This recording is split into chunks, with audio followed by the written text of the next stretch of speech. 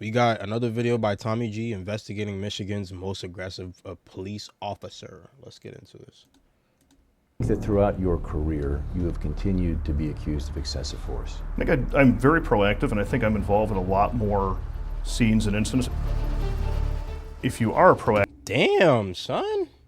Bombocad! God, stepping on this nigga's kneecaps. ...active and you're hardworking, you are going to get more complaints. You're gonna be tasered! He got me! He got me!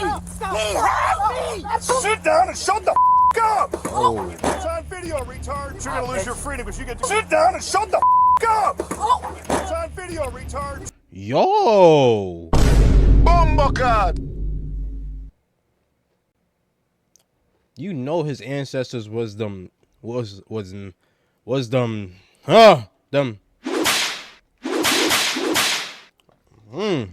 ancestors was one.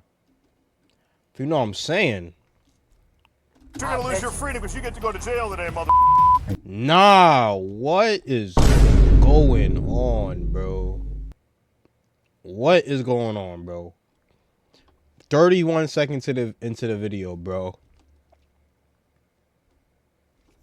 I think his ego gets in the way of his own self, frankly. Mr. Furman has made it known that his goal is to tow 1,000 cars a year. Hey, we're looking to talk to the chief or someone. We're in an active investigation right now. Okay, give me a second, okay? Thank you. Excuse me, sir, could you come over here for a second? Protect and serve. That's the job of police officers that patrol our communities. And for the cops that do it right, this is a tough occupation that requires a lot of balls. But recently, through my TikTok algorithm, it's been brought to my attention that a Michigan police officer seems to be doing the exact opposite of protect and serve. This man's name is Matthew Furman, and some of Furman's arrest footage is so graphic that I'm concerned YouTube may not even let me show it to you. Currently, he is on paid leave for the back-to-back brutalizing of two citizens of Melvindale, a small town outside of Detroit with 12,000 people. This is a man that has a history of turning minor traffic stops into major beatdowns. He's been fired before, brought back, and even charged with assault, but for some reason he is still a police officer. And this is just... How? How did he get a job? How do you what? How does that make sense? the tip of the iceberg. We get the inside scoop from police officers who spent years working with him, and what we'll be revealing to you is a litany of corruption charges, disturbing violence, and a scheme he has that entails towing an obscene amount of cars, buying those cars from the police auction, and then flipping them to make money, allegedly. Nah, this nigga, bro. I'm not gonna lie, bro. Amount of cars, buying those cars from the police auction, and then flipping them to make money, allegedly. Seen a litany of corruption charges, disturbing. You know he got bullied in school. Just look at his face. Violence, and a scheme he had. What you mean your goal is to tow one? What is it? That entails towing an obscene amount of cars, buying those cars from the police auction, and then I think they say 1,000 cars. Why? Flipping them to make money, allegedly. So join us as we seek to bring justice and awareness to the city of Melvindale by exposing the practices of this police officer, who some say is only on the job because of the amount of revenue that he brings to the city. We'll investigate that and much more. Folks, I just wanted to talk to you before we get started on this video. In the past few weeks, we've gone after some really heavy-hitting people. We've gone after Kenneth Copeland, Scientology. We're doing multiple police and prison investigations. And what I'm doing is I'm recruiting you as part of the army to help build this independent media channel. I'm opening up a Patreon tier called Big Dog Soldier. For just $7 a month, you can help support this independent media group. The link is in my description. Please consider joining. And now, guys, to the video. Let's take you up to speed on just a few incidents from Officer Furman's violent history on the job. In 2019, Furman was charged with assault and battery when he threw a man down a flight of stairs and claimed he fell. He got out of the assault charges by pleading guilty to a lesser crime. He once split a handcuffed man's head open on a police cruiser and... What the fuck? a lesser crime. He once split a handcuffed man's head open on a police cruiser and claimed the guy did it to himself. But Bro, why is he still walking around, bro? Like, genuinely, why is he still walking around? did agree after the incident to attend anger management classes. You'll soon see He didn't get no type of jail time at all. the story of Jakar Williams, a man that Furman pulled over for a minor traffic violation and proceeded to tase over a dozen times, even with a partner on the scene that had it under 1,000 times, bro. How did... I didn't even think that was possible. control.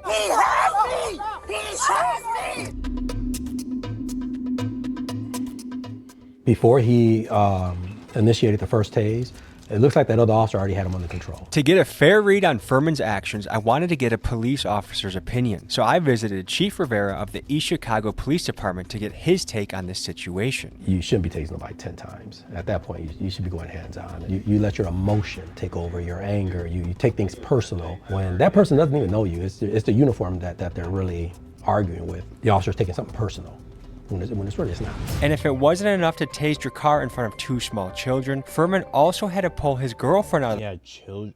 of the car, telling her to Sit down and shut the up! The passenger really had nothing to do with that traffic stop. You know, of course she's visibly upset because what she sees happening to her baby daddy or husband, boyfriend, wherever he is to her. But how she was treated? No, absolutely not. You want to detain her? Yeah, you can do that nicely. Pull her out, detain her, but now you got kids there and they're witnessing all this. And how do you justify that? Just because she's recording you? She recorded your actions because she's being loud, angry. You have to be able to empathize. What if that was you? How do you expect your wife or girlfriend to act? This out-of-control behavior prompted Melvindale's own mayor, Nikki Shakira, to say that Furman belongs behind a desk and also revealed that at least No, he belongs behind bars. Word too, he belongs behind bars. one of Furman's colleagues would not He's pulling... Bro, what are you doing? say that Furman belongs behind a desk and also revealed that at least one of Furman's colleagues You dead ass, bro? Telling you, bro, his ancestors was... It was 1-on-1. would not respond to crime scenes with Furman because of the risk that it would go south. Like, why are you grabbing his hair?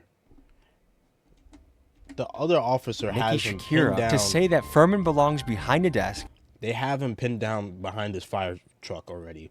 and also revealed that at least one of Furman's Why are you pulling his hair, bro? Why? colleagues would not respond to crime scenes with Furman because of the risk that it would go south. My priority is doing whatever I have to do to go home. And if that means somebody gets tasered, then somebody's getting tasered. No, that shouldn't be your priority. Your priority as a police officer is to protect the citizens. It should not be to... My priority is doing whatever I have to do to go home.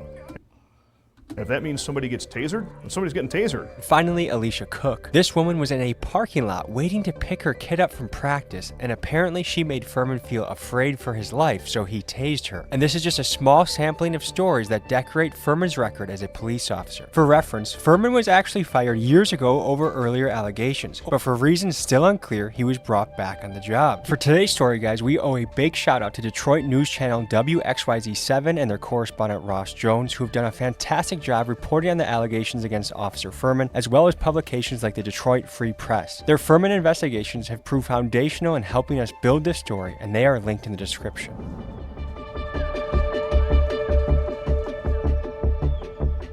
I appreciate you coming to meet with me. Tell me a little bit about your experience with Melvindale Police. It started off really well. It was a fun place to work. It's a good place to learn. What is Furman's rank right now?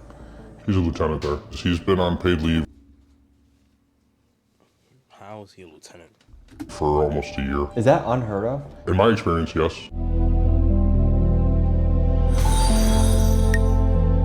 Thanks for the follow. Police can be used as revenue collectors for Thanks for the follow. Who just followed? Who just followed? Hold on. I gotta see who followed. I gotta see who followed. I gotta see who followed. I gotta see who followed. I gotta see who followed.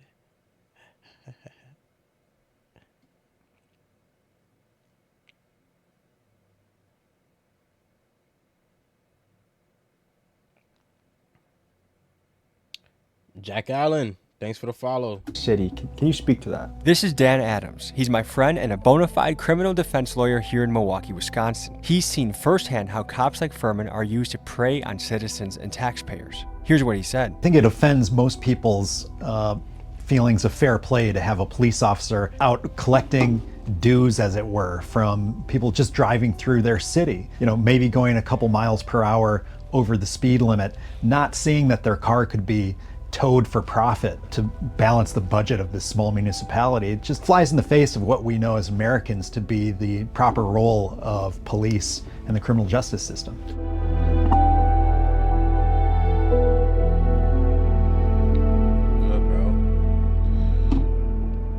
Matthew Furman is not a good police officer. This is David Robinson. He's not a good He served as a person. Detroit police officer for a few years before becoming an attorney. And he is the one representing Jakar Williams and Alicia Cook in a civil lawsuit against Matthew Furman and the police department. I think his ego gets in the way of his own self, frankly. What's your impression of Officer Matthew Furman? I mean, this guy, Mr. Furman, he's stomping on people's legs as 5 or 6 other cops have them apprehended. It doesn't make any sense. He doesn't seem like he's trying to enforce law. Like, why? 5 or 6 other cops have them apprehended. Oh, what's good, Brandon?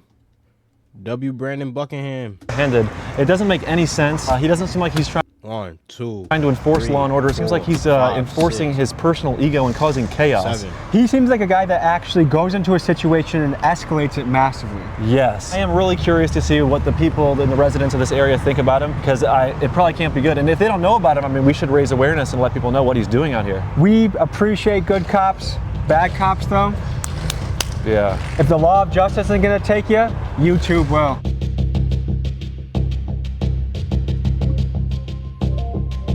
Are you familiar with the story of Officer Matthew Furman? I am. What have you heard? He uses excessive force. He's pretty brutal.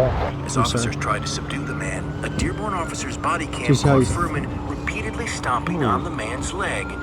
As multiple officers look on. Notice how the other officers here are completely calm, like they know that the situation is already under control. And it's clear they knew Furman crossed the line, as one cop even warns him that the cameras are watching. But what's disturbing is no one steps in to stop the beatdown. And this highlights He's already, whoever that is already on the ground. It looks like he's stuck in between the car and he's still stomping on his foot, bro.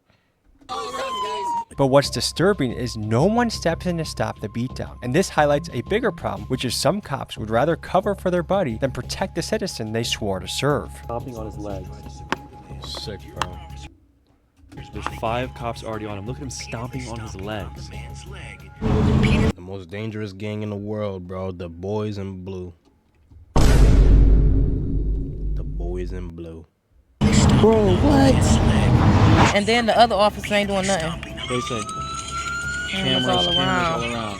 Oh. They weren't mad that he was doing it. They were mad he was doing it on camera. That's my first time seeing it. Plenty of officers there to control that person. He was already on the ground. People can't control one person on the ground, and you have to stomp him like that. No, this says more about your training than anything. I should all Just lose your noticed job. a Every single Melvindale one. police Every single officer. person there. How do we approach a police officer? Probably on foot. We're gonna make ourselves very visible. Every single person there should have lost their job. I'm gonna wave and then hopefully he comes out.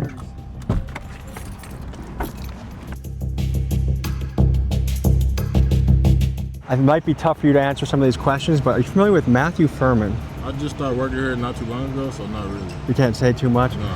I've heard rumors that other officers don't want to go on calls with him because they're afraid it's going to escalate. This has been true for many years. You do a very tough job, very difficult. You have to be brave to do what you do. Is it hard, if you're seeing a senior officer out of line, is it hard as a younger rookie cop to be like, hey, you can't really do that? I'm a grown man, so if I see another grown man doing something wrong, I would tell him. Facts.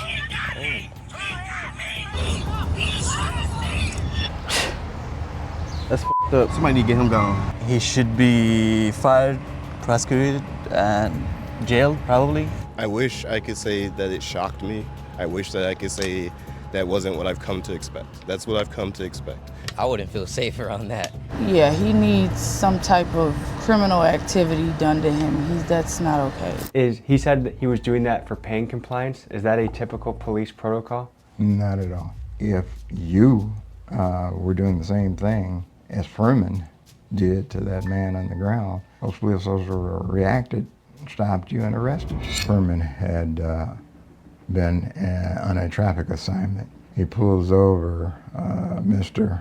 Williams, immediately becomes aggressive, hollering, raising his voice, and then ultimately tasing him in drive-stun mode, all unjustified again. It's excessive, and it wasn't necessary. He was already in the other officer's hand. There was no need to taser him.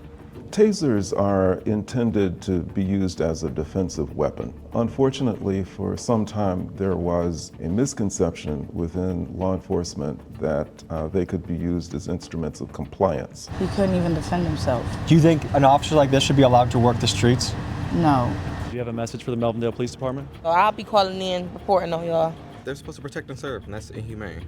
To fund them, to pay to fund everything that they're for, to pay to, to get them. It's us, the taxpayers. Exactly. He should be gone. If you had a message to the mayor and chief of police about Matthew Furman, what would you say? Get rid of him as soon as possible. He's a liability for the city. What I would like to see is accountability. It's as simple as that. Facts. Shouldn't even be on the streets. Because if he's doing this as a police officer, God knows what he's doing when he's off duty.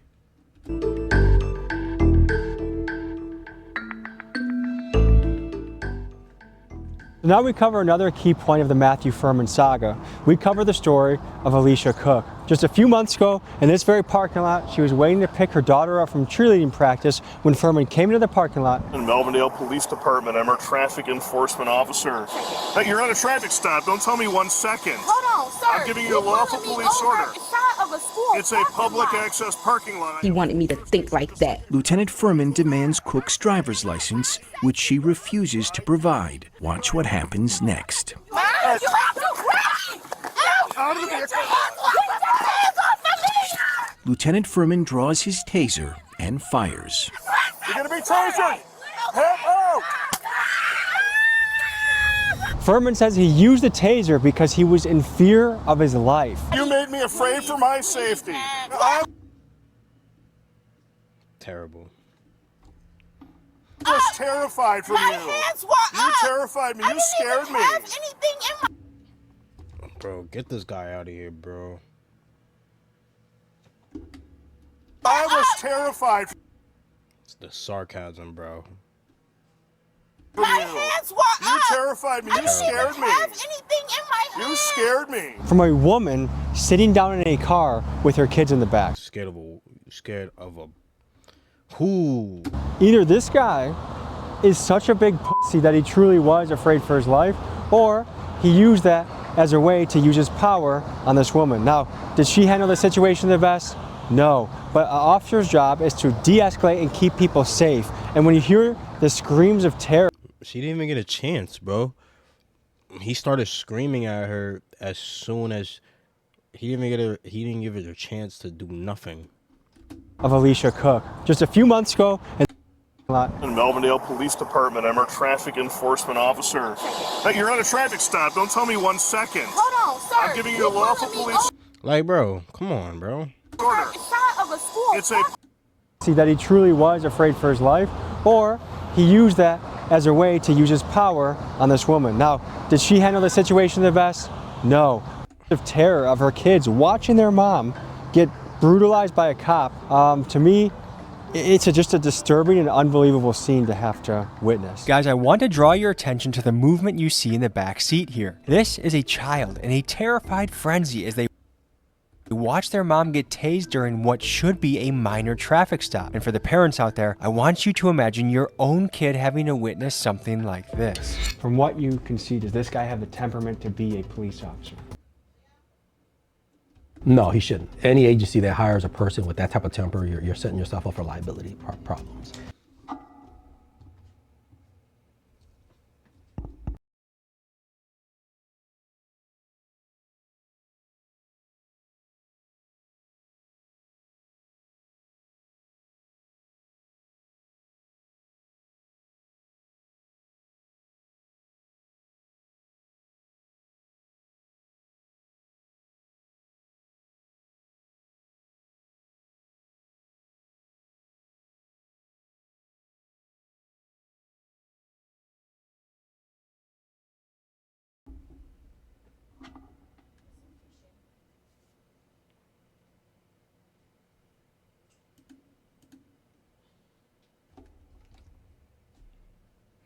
My fault, y'all.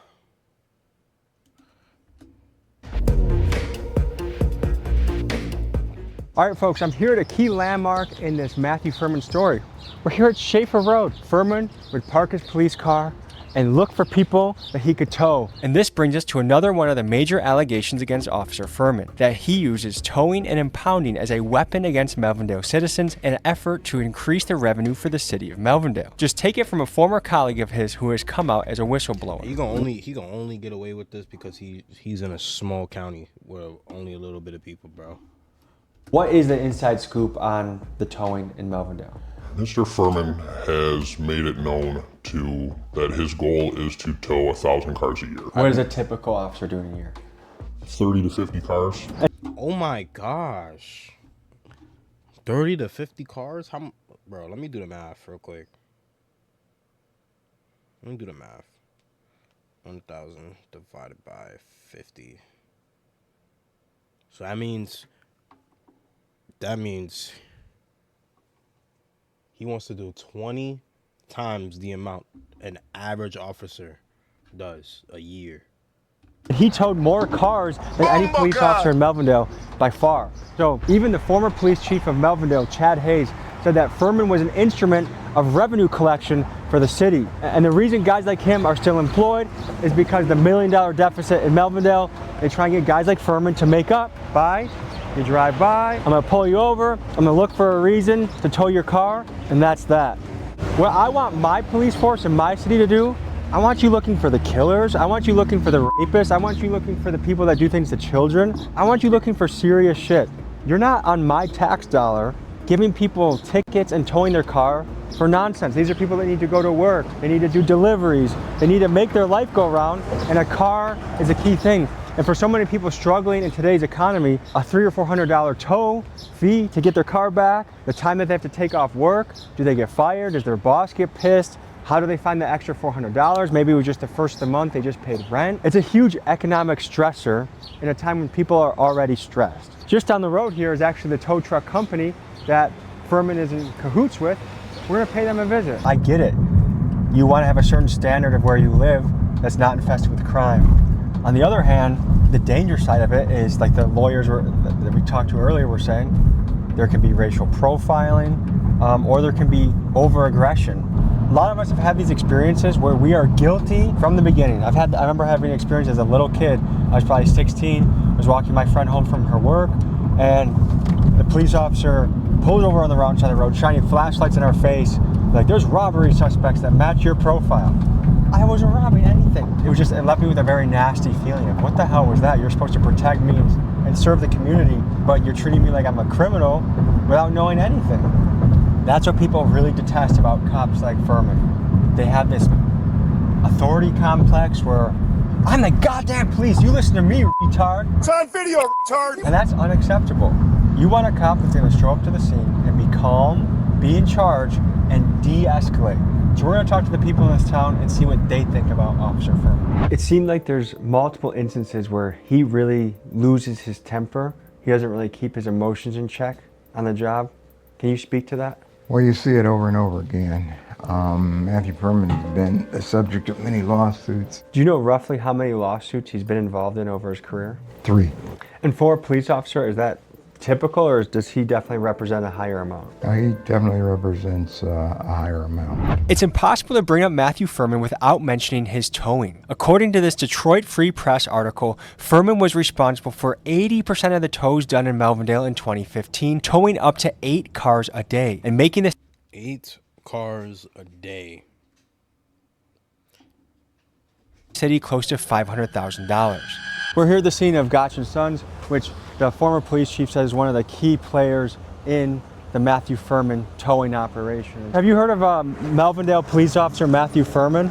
He tows a lot of people in the city right here, and that he goes boating with the owner of this on the weekends, and people are like, come on, why is that happening in my car all the time? Allegedly. Have you heard anything like that? No. When you are paying tax dollars, and that's going to police that are being overly abusive to people and charging them with as many tickets as they can, what do you think about that as a citizen? I think that's wrong. You heard that right. Furman socializes regularly with Mike Gotch, the owner of this towing company, going to his Christmas party, going boating, going to baseball games, and even going to dinner at his house, leaving some to wonder how ethical this relationship truly is. There's a Melvindale police officer named Matthew Furman. Have you heard of him? I have on TikTok. I just heard about what he did and like what happened with him. Like, did you see any of his behavior, like the tasing, the stomping, or what he said to people? I saw the tasing, but I didn't see the stomping or the... Police officer tases someone 12 times. Do you think that's excessive? That's actually very excessive. It just sucks. So 12 times, like, that's just crazy. How much is the tow fee here, do you know? $5.75 cash. $5.75 cash? 6% fee if you use card. They be cracking here. Don't come to Detroit. Would you know that the citizens of Melvindale were paying half what they pay now when the previous vendor was towing cars? They upped the rates on them? Oh, significantly. And they gave the city a portion of that commission. Is that a conflict of interest, you think? That seems like there might be a little bit of a conflict of interest. And who loses out the most in that situation? The citizen. The taxpayers. The taxpayers. Would you be surprised if you heard Mr. Mike Gotch, the founder of this company, was taking Furman and other officers out to Detroit Tiger games on his boat, kind of courting them before they even got a contract? Allegedly. It's not funny because it's so messed up, but they're going on boating trips? The average cop, guess how many cars do you think they tow a year in Melvindale? A year? I would think like 40, 50? Closer to 30. 30, okay, even less. To go and try and do over 30 times that, and state that openly in the department, Mr. Matthew Furman, that is outrageous. I mean, does he think he's being a public servant by towing more cars and taking more money out of people's pockets? Well, when you put yourself in a circumstance where you want to meet a quota, you go out looking for ways to meet that quota. And so people on the margin, people on the bubble, people who may not deserve that type of treatment are going to get the bull's horns. Again, if you're looking for people who are jaywalking, we can find jaywalkers all day. If we want to find speeders, we can find speeders all day. When you have a financial incentive behind that, it turns the criminal justice system on its head, which is we're supposed to be protecting and serving people, making the community safer. But when you're just looking for revenue from different sources, you're going to misallocate your resources in criminal justice. Depending on the locale, it can take anywhere from 30 to 90 days for your car to go from the impound lot to the police auction. This is one form of civil forfeiture where the government, even without convicting you of a crime, can sell off your seized property. And it's tough to get exact numbers on the scale of this, but one major player in the police auction world, Apple Auctioneering, proudly claims on their website that since 2010, they've facilitated the sale of over 70,000 vehicles, generating $380 million in revenue, all of which goes back to the police. Furman makes a lot of money for the city with the towing. What about for his ticketing? With the tows comes tickets. You can't impound a vehicle without issuing some sort of citation because the impound has to come from some sort of traffic offense. With the traffic offense comes a ticket. With the ticket comes a fee, and the city gets part of that. He should lose his badge. He doesn't serve the citizens. He serves himself. So we follow the breadcrumbs, and this is the lot where their cars get brought to, and guess what? If they can't pay it out of the other lot we just saw, they get stuck here to where the police auction happens right here.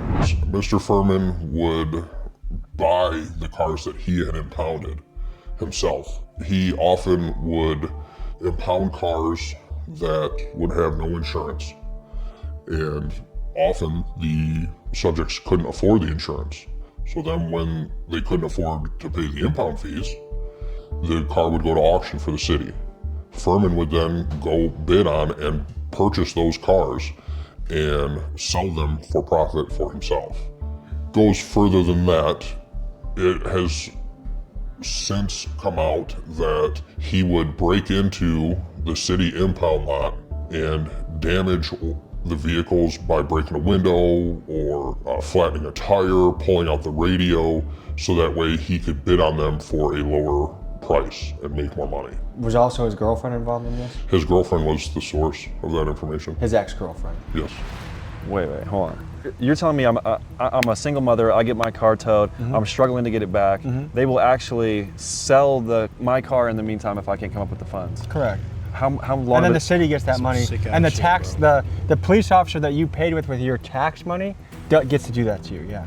Wait, how long do I have to get the car back out of the impound lot? That is something that we would have to investigate. I would guess 90 days. We have inside information that Matthew Furman actually comes to these auctions, bids on cars that he personally has had towed, he buys them, and then he flips them for a profit. Allegedly. What, bro? Bro, I'm not gonna lie, bro. Lock this guy up, that ass. Like, I'm like, don't even lock him up. Just, he needs to be out of here, bro. GTA. Does that seem like that would Brother. be not allowed within the job description to do? That is like super piece of shit territory. Yeah, that should be 100% illegal. So I'm gonna meet Brandon here at this Melvindale Police Department, and we're gonna keep pursuing our investigation. Hey, we're looking to talk. Like, I wonder, like, this guy, I don't know if they said this guy has a wife and kids, but like, bro, people like this really do shit like this, and then they have kids. You want your kids to really, like, grow up and to look up to you and do stuff like what you're doing, bro? Like, come on, bro. Stuff like that ain't right. You don't do that to people, bro. You're supposed to be a police officer and protect, not do stuff like this, bro. To the chief or someone. We're in an active investigation right now. Okay, give me a second, okay? Thank you. Excuse me, sir, could you come over here for a second? We're just in the middle of an active investigation. Have you seen one of your associates is known for potential criminal activity? We want to know if you guys have seen him. Yeah, we got a few questions for you, sir.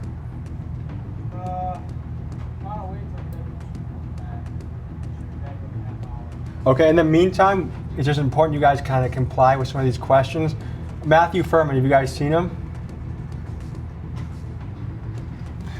You're not really answering our questions directly. Are you withholding or hiding any information?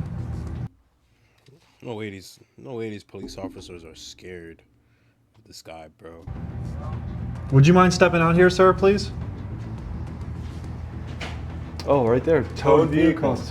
And there's nothing that makes me feel safer in my community than if my car gets towed. Because we don't want the people that go to work on time or take their kids to soccer practice. That is a threat to security. We're looking for our deputy chief. Yes, sir. Yes, sir. Just went to the lab just a few. You guys just missed him by. Yeah, would you mind stepping out and speaking with us, sir? We have an active investigation we'd like you to be compliant in. Okay. What is this about? A known associate of this department. Are you here for Lieutenant Furman? Because if that's the case, I'll have to tell you that it is currently being investigated by an outside agency. Yes, sir. So it's kind of not in our hands. Yeah. So I'm not going to be able to comment. Absolutely. We have broader questions as well. Would you mind stepping out behind the glass, please? I would rather not right now. Well, we've actually submitted FOIA requests here and they've been blocked. That's not something I look at. That's usually the chief, the deputy chief. We've had a lot of trouble FOIA requesting this police department. That's against the law. Folks, it has been said that Matthew Furman has a mountain of citizen complaints and write-ups in his personnel file. The problem is we have encountered a blockage of our lawful FOIA request. You see, FOIA is the Freedom of Information Act, and it was passed in an effort to provide citizens with transparency in a timely fashion based on the idea that government transparency is essential for democracy. However, the city clerk of Melvindale doesn't seem to think so. They have a duty to provide the documents within 10 days of their request, and currently we are sitting at more than 30 days without receiving anything. In fact, they said that they can't provide us with documents because of an ongoing investigation. Which leads me to this. Folks, it would be a shame for Melvindale if I happen to have a video linked in my description where my guy Keegan shows you in 2 minutes how to submit your own FOIA request. And perhaps once Melvindale sees an avalanche of requests, they might understand how serious we the people are taking the allegations against Officer Matthew Furman. We've had a lot of our FOIA requests blocked by the city of Melvindale, which isn't really legal. It's not legal at all. What do you think about that? It's hard to say why they would do that. I don't know. The whole point of FOIA is to avoid that.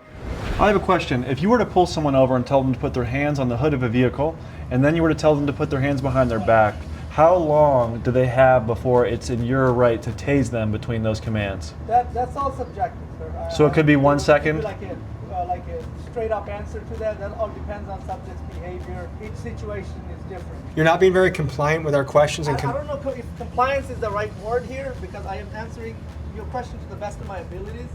And right now I am on duty. I have other things to attend to, so trying my best. My impression is you seem like a good guy, fair guy. I don't know if you're cut from the same cloth as Furman. All the questions I probably want to ask you, you probably can't answer on camera, right? Right now, at this moment, because it is being investigated, I am not able to. All right? Yeah. Thank you. Yes, sir. Thank you, gentlemen. Some people want. He can't do it. He can't do it. He don't want to risk his job. I feel it. He probably got a family at home too. Wonder if more could have been done on the front end to prevent people like Furman from ever becoming a police officer. And surprisingly, the answer is yes. You see, we uncovered documents that show Furman was arrested in 2004 for soliciting a prostitute. And we have inside information. What? Huh? Huh? What? Furman was arrested in 2004 for soliciting a prostitute. Bombocad! This guy, bro. And we have inside information from the man that hired him that Furman did not disclose this in his background questionnaire. Something that if he was honest about during the This guy, bro. hiring process, he would have never been made a police officer in the first place.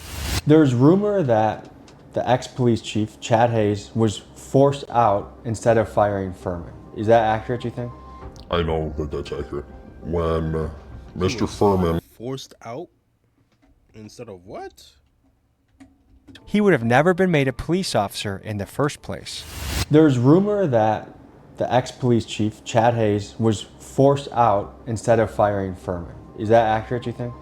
I know that that's accurate. When Mr. Furman screwed up numerous times, Chief Hayes was seeking Mr. Furman's termination from the department. Chief Hayes was going through the proper channels, the proper procedures through the department, and had suspended Furman to lead up to a hearing for his termination.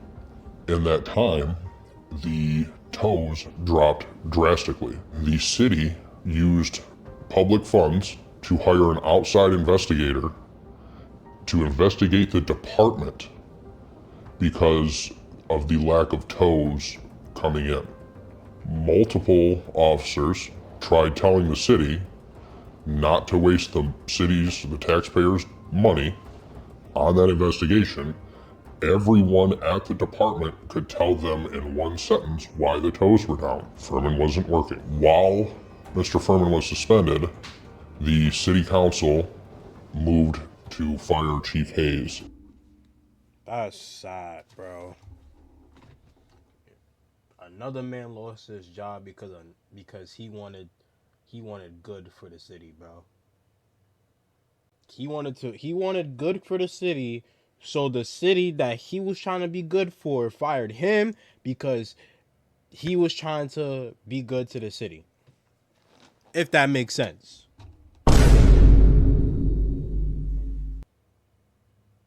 He got fired by the city that he got fired by the city that he was trying to protect. That's basically what it is, bro. He got fired trying to protect his city from this piece of garbage. At that point, it was clear to everyone that it was either Furman or Hayes that was going to go. We just talked a little off camera to that lieutenant, I believe. He had the stripes. Lieutenant Seemed like a Rahman. good guy. Yeah. And we said, we're sure you're a good guy, and we know that he can't answer a lot of what we're asking him.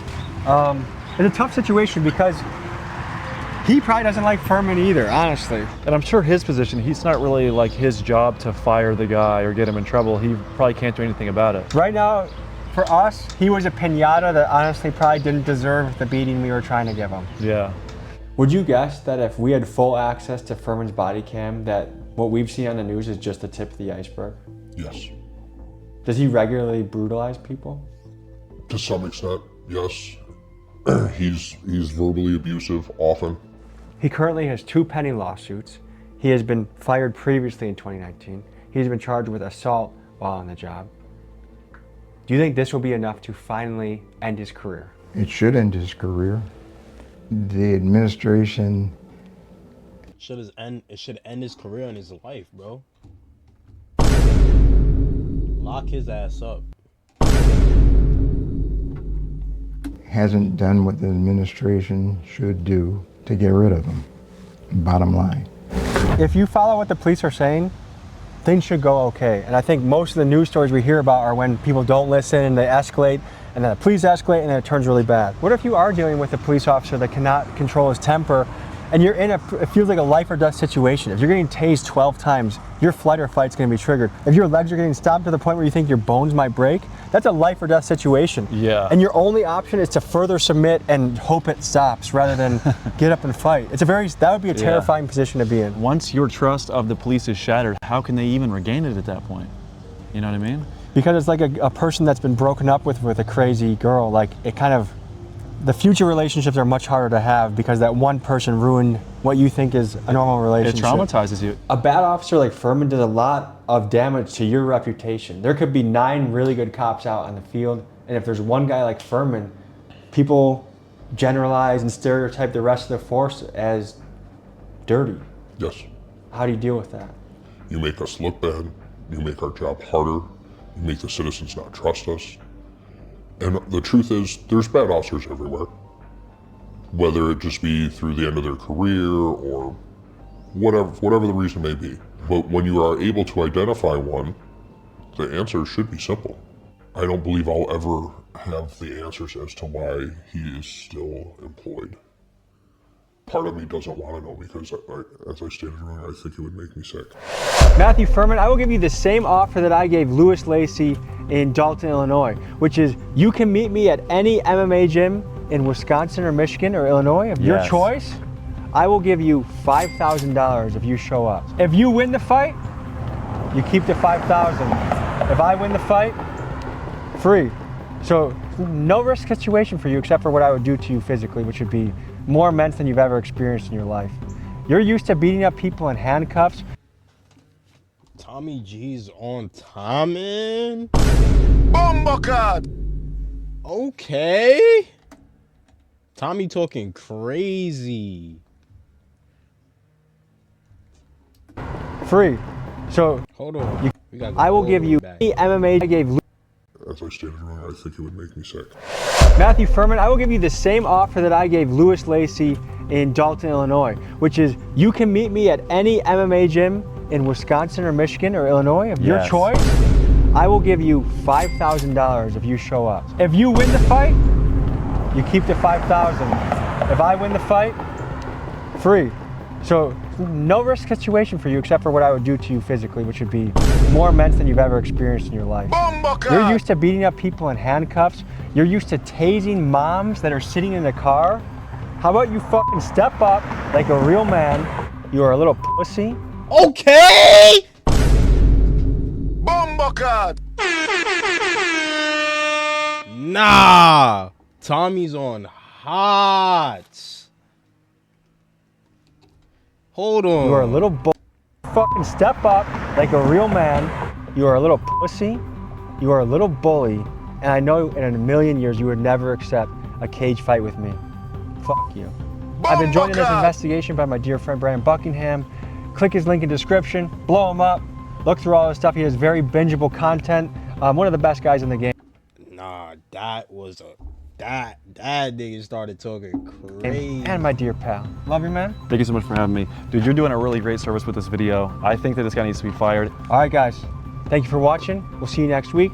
Matthew Furman, don't be a bitch. Take me up on my offer. Peace. As Furman's career remains... He ain't gonna do it. He ain't gonna do it. I'm not gonna lie. If he pull up, he pulling up strapped. He ain't gonna come there by himself and try that shit. I'm not gonna lie. This guy, he don't look the biggest. He don't look the biggest at all. He looked pretty short to me. So, and I'm a short guy. I would know. So, I don't think he's taking our offer. So, remains in limbo, and taxpayers continue to foot the bill of keeping him on paid leave that has stretched for over a year now. We conclude this episode by posing a question to the people responsible for keeping Furman on the force: Melvindale City Council, the Mayor Nikki Scry, and City Attorney Larry Coogan. How many more citizens need to be brutalized before you make the choice to prioritize people over revenue? And with the expensive lawsuits piling up around Furman, one that Melvindale's taxpayers will have to foot the bill on, isn't this guy much more of a liability than an asset on the balance sheet? Folks, work your magic with the FOIA requests. We appreciate you joining, and we'll see you next week. W video.